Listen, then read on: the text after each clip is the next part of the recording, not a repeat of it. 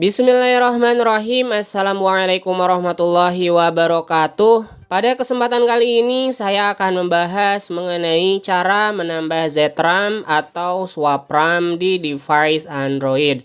Sebelum ke caranya, saya bakalan bahas terlebih dahulu ya, mungkin sedikit mengenai ZRAM dan swap RAM ini. Untuk ZRAM, ngambilnya itu penambahannya dari proses CPU.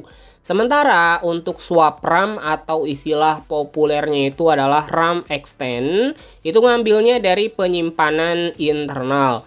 Jadi kalau nanya mana yang lebih bagus, lebih stabil jika dibandingkan antara ZRAM dengan swap RAM, saya lebih memilih menggunakan ZRAM. Karena ZRAM ini ngambilnya dari proses CPU bukan dari penyimpanan internal. Sementara untuk swap RAM atau RAM extend itu ngambilnya dari penyimpanan internal. Misalnya untuk penambahan swap RAM kalian nambahnya itu 2 GB. Nah ngambilnya itu dari penyimpanan internal juga sebanyak 2 GB. Oke ya, dan setiap device itu punya ZRAM bawaannya masing-masing. Misal untuk device Realme C30 saya ini RAM fisiknya itu 3 GB-an. Tapi yang kebaca ternyata hanya 2738 MB. Serta untuk ZRAM-nya itu adalah 1697 MB. Jadi sekitar setengahnya dari RAM fisik ya, setengahnya lebih sedikit mungkin teman-teman. Serta yang digunakannya itu di ZRAM-nya lumayan banyak dan yang bebasnya hanya 76 MB. Oke, sementara di device Poco F1 saya sama ya, di sini untuk RAM fisiknya itu 6 GB kalau Poco F1. Sementara untuk ZRAM-nya kita lihat ya, 6 GB tapi yang kebaca ternyata hanya 5,90 GB dan ZRAM-nya itu yang bawaan pabriknya ya, itu 3071 MB, setengahnya dari 6 GB-nya. Kita bakalan coba tambah ya, baik di device yang belum di root maupun yang sudah di root untuk ZRAM ini.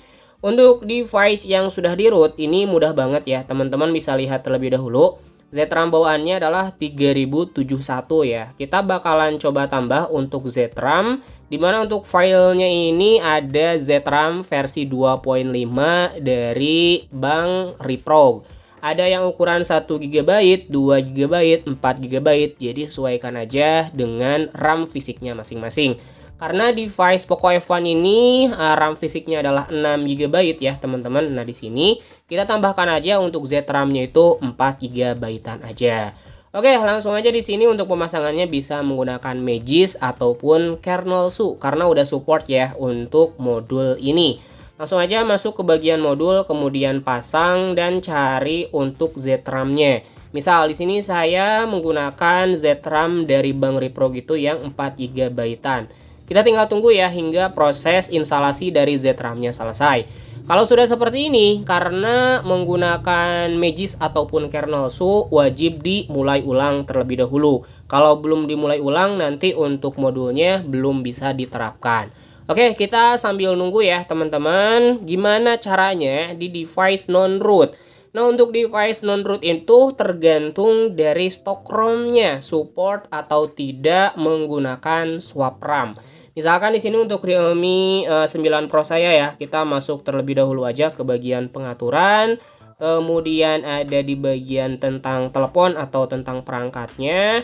Kalau di bagian RAM-nya kalian bisa ada fitur penambah RAM, berarti stok ROM-nya itu support ya. Dan ini untuk jenisnya adalah swap RAM, penambah RAM extend dari penyimpanan internal. Jadi untuk device non-root itu tergantung dari stok ROM-nya, support atau tidaknya. Sementara untuk device yang sudah di root ya kalian tinggal pilih aja file ZRAM sesuai dengan kebutuhannya masing-masing. Oke, kita bakalan lihat terlebih dahulu di sini di bagian modul ya udah terpasang juga.